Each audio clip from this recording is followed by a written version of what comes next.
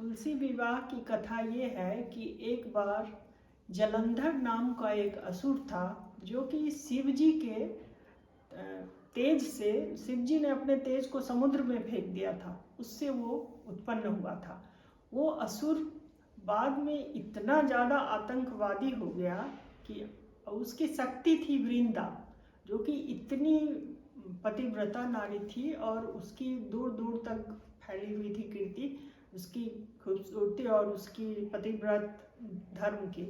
तो देवता लोग भी ईर्ष्या करते थे कि देवी, उनकी पत्नियां सब आपस में झगड़े होने लगे कि इतनी कौन सी मृत्युलोक में ऐसी कौन सी पतिव्रता है जो हम लोगों से भी बढ़ के है।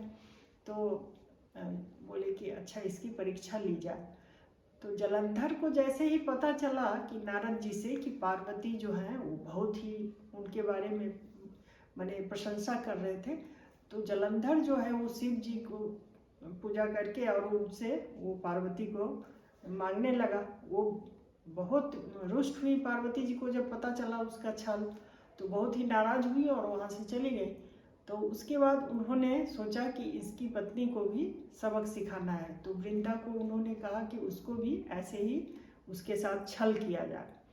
तो उन्होंने विष्णु को कहा, जबकि वृंदा विष्णु की बहुत बड़ी भक्त थी, एकदम इतनी भक्ति और एकदम बहुत ही पवित्र भक्त का जो लक्षण है वो वृंदा विष्णु की थी।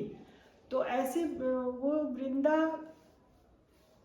जब पता चला कि उसके पति जलंधर की मृत्यु हो गई है, विष्णु भगवान ने आके मतलब बताया कि तुम्हारे पति उनकी जलंधर की मृत्यु हो गई है। तब उसे छल का पता चला कि वो जलंधर के वेश में कौन आया था। तब जब करा सुनी तो तब लगा कि ये विष्णु जी का छल था। तो और उधर शिव ने उसे मार डाला। तो देवता लोग ये विचार करके ऐसा किए थे।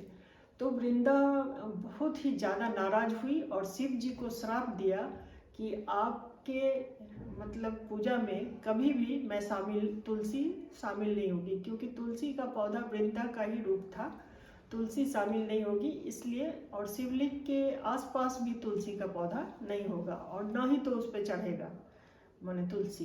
तो इसलिए शिव जी के पूजा में तुलसी शामिल नहीं होता है। जबकि विष्णु की वो बहुत ही, उनको विष्णु प्रिया भी कहा जाता है, विष्णु की बहुत बड़ी भक्त थी। तो इसलिए विष्णु जी बोले थे कि हमेशा मेरी पूजा में, उनको उन्होंने कहा वृंदा ने कि आपकी पूजा में हमेशा मैं शामिल होंगी और बिना मेरे आपकी पूजा माने ये मानी नहीं जाएगी। इसलिए जहाँ कहीं भी विष्णु की पूजा होती है तो वो तुलसी दल अवश्य होता है, क्योंकि उन्होंने उसको वरदान दिया था विष्णु भगवान ने कि तुम एक, जब उन्होंने अपने पति के विरोध में, ये पति के शोक में अपना आत्मदाह कर लिया, तब वो विष्णु भगवान बोले कि तुम अगले जन्म में एक ये के रूप में हो, तुलसी के पौधे के रूप में गंडक नदी बनोगी और उसके बाद वहाँ से फिर तुलसी के पौधे के रूप में परिवर्तित हो जाओगी और मैं निवास करूँगा मतलब इसमें तुलसी के पौधे में।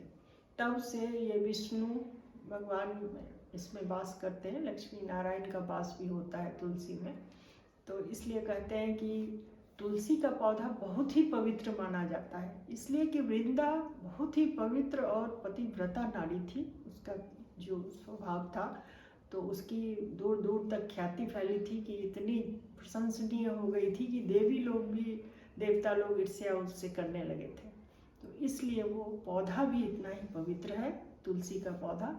और उनका विवाह शालिग्राम भगवान के साथ इसी दिन देवउठनी एकादशी के दिन होता है। तो ये तुलसी की कथा है।